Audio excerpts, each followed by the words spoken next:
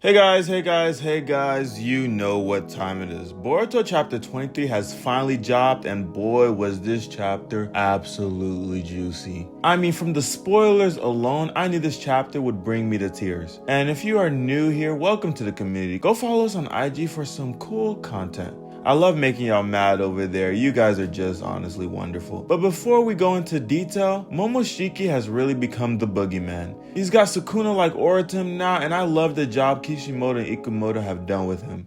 Ever since he took out Sasuke Rinnegan, he has earned himself as being the #1 threat to Konoha. And in the time skip, we realize that this older version of Boruto is a much bigger threat because he is now 100% Otsutsuki. And if Momoshiki were to take over, he would do nothing but cause absolute chaos. I really do wonder what type of evil he's gonna do. Will he go on a killing spree? Or potentially have meetings with villains. Also, he does have time manipulating abilities, so it will be interesting to see what he decides to do when he gets a chance to get unleashed. The chapter starts off with Mitsuki holding Sarada, and I want to say I'm not going to show too much of manga panels because, you know, Shueisha has been down my neck, just all in my skin, and won't leave me alone. At this point, it is harassment, but you know, I'm going to try my best, but please bear with me. The chapter starts off with Mitsuki holding Sarada and Konohamaru meets them. This is absolutely wonderful. I mean, they have successfully made it out this fight alive. Didn't think it would happen, but you can never doubt Team 7. So right now, Araya has Ryu's Thornbulb and is holding on to Yodo, and if you didn't know, she is currently dead.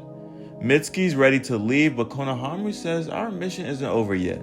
I'm sorry, what exactly is this man gonna do? I hope he doesn't mean fight. Please leave because y'all are not ready to witness what is about to happen between Jura and Boruto.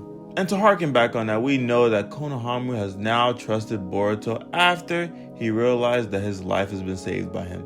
Mitsuki thinks it's wise to go help out Boruto against Jura, and I'm not sure if he's thinking with his right mind, but they would die in a couple of seconds. Konohamaru tells Mitsuki to pipe down because we have a bigger mission, and they start heading to the place Boruto told him to go to. And damn, Boruto seems to be wounded on his left rib, and he's lucky that Jura missed anything vital. Jura is a very perceptive man because he's realizing in real time what strategy would work best against Boruto Uzumaki, and the fight commences. Boruto is able to slice off Jura's leg, and Mans is holding his own against this demon.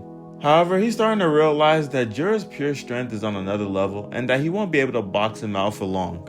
And Boruto uses purple lightning, which is absolutely wonderful. And this is what I want to see more of from him. I'm interested to see how deep Boruto's jutsu bag is because I hope he's more like Sasuke where he has so many fighting styles, and not a knock against Naruto. But when it comes to fighting styles, he was just a brute force guy with different variations of Rasengan. This is why I really enjoyed watching Kakashi fights because every fight felt so different.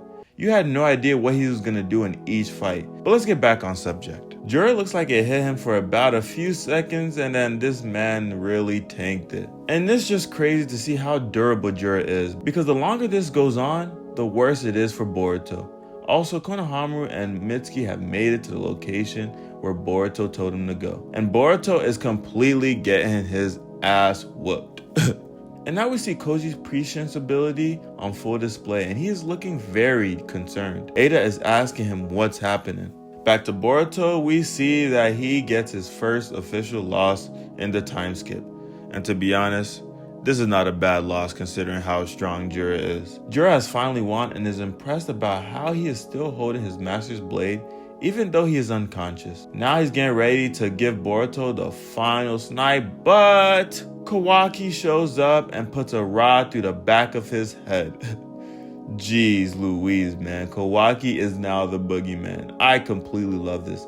This was his MJ moment. He looks absolutely insane, and I'm wondering if he has a new fit on because this shit looks crazy. My man's is dressed like SGA right now. Kawaki says, "This ain't enough to kill you? You really are a monster."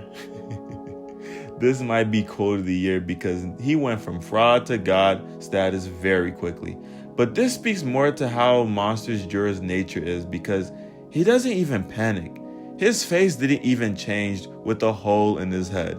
And Koji has an update for the first time in 6 days. Honestly, this shit is crazy because Ada seems so worried looking into the current events. Koji is shocked that he has never seen this possibility of Kawaki becoming involved. And we assumed that it wasn't going to happen because the story was calling for it, with Koji saying Boruto was going to die. The story was leaning more towards a Momoshiki-led takeover, but shoot, I'm not mad at this.